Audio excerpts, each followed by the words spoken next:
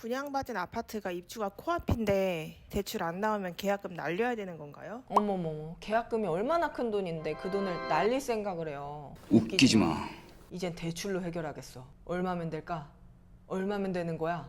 얼마나 줄 수 있는데요? 제 돈 계약금 10% 들어갔고 중도금 대출 60% 실행했고 제가 30%만 내면 되는데 그 돈이 없어요. 잠깐. PD님, 그 잔금 30%가 필요하다고 생각하시는 거예요? 우선 갖고 계신 분양권이 강남, 서초, 송파, 용산 규제 지역이 아니라 비규제 지역의 분양권인 거죠?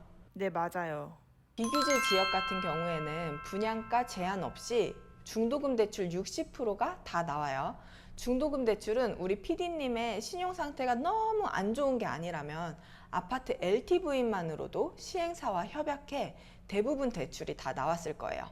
하지만 잔금 때는 이 중도금 대출과 잔금을 함께 마련을 하셔야 돼요. 그렇다면 PD님은 잔금 대출로 분양가의 90%를 마련해야 된다는 거예요. 우선 너무 놀라지 마시고요. 제가 잔금 때 고려해야 할 사항들을 정리를 해드릴게요. 첫 번째, 최근 아파트들은 중도금 대출 60%에 대한 이자를 후불제로 부담을 하게 되어 있어요. 잔금일에 중도금 대출을 상환하면서 함께 준비해 주셔야 되고요. 두 번째는 발코니 확장과 함께 에어컨, 중문, 심지어는 빌트인 냉장고까지 풀옵션으로 해놓은 세대들도 있어서 아파트 옵션 대금도 함께 계산을 해놓으셔야 돼요. 세 번째는 취득세와 수입인지세, 선수관리비 등의 기타 비용들도 정말 많이 들어가죠. 선수관리비는 아파트 초기 운영을 위해서 보증금과 같은 성격을 갖고 있는데 내가 또 매도하고 나갈 때 입주하면서 냈던 이 선수관리비를 매수인한테 그대로 다시 반환받게 돼요. 그래서 내가 잔금을 준비할 때 내가 분양가의 90%만 생각하시면 절대 안 되고요. 그 이상의 자금을 생각을 하셔야 돼요. 대출은 어떤 은행에서 받을 수 있는 거예요? 잔금 대출은 아무 은행에서나 받을 수가 없어요.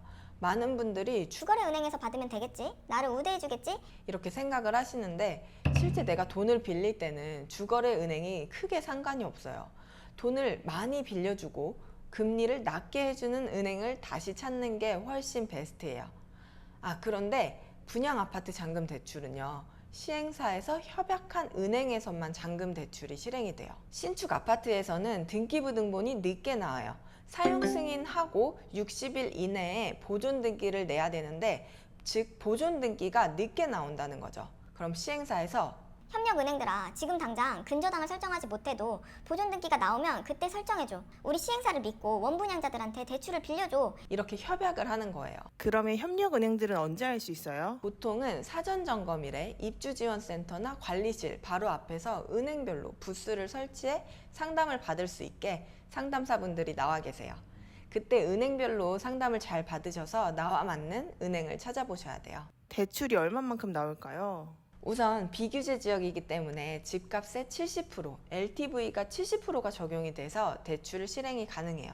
만약에 생애 최초로 내 집을 마련하신 거라면 개인의 상황에 따라서는 최대 80%까지 받을 수가 있어요. 무주택자는 70%, 유주택자는 60%가 가능합니다. 그래도 대출이 더 필요하신 거라면 여기서 꿀팁이 있습니다. 협력은행 중에서도 분양가 기준으로 대출이 나가는 게 아니라 시세 기준, 즉 감정평가로 분양가보다 더 높은 감정가로 대출을 해주는 은행들이 있어요. 그 감정평가 대비해서 70%가 나오니까 분양가 이상으로도 대출이 마련될 수 있는 거죠. 그리고 또 하나는 이금융권 상담을 먼저 받아보세요. 어느 정도 일부만 대출을 받으신다고 하시면 당연히 1금융권 가셔도 좋은데, 높은 감정평가가 필요하거나 내 소득이 조금 부족해서 대출이 적게 나오시는 분들은 2금융권이 더 유리할 수가 있어요. 1금융권에서는 DSR 한도가 40%까지만 받을 수가 있는데 2금융권에서는 DSR 50%까지 한도가 증가하게 돼요. 물론 다 내 소득 범위에서 대출이 나오는 거니까 차주의 DSR이 가장 중요하기는 해요. 1금융권보다 2금융권이 금리가 높은 거는 사실이 맞아요. 하지만 2금융권이라고 해서 모든 대출이 다 비싼 거는 아니고요. 대출의 종류에 따라 달라질 수가 있어요. 우리가 필요한 주택담보대출 이자 같은 경우는 1금융권과 크게 차이 나지 않는 경우들도 있어요.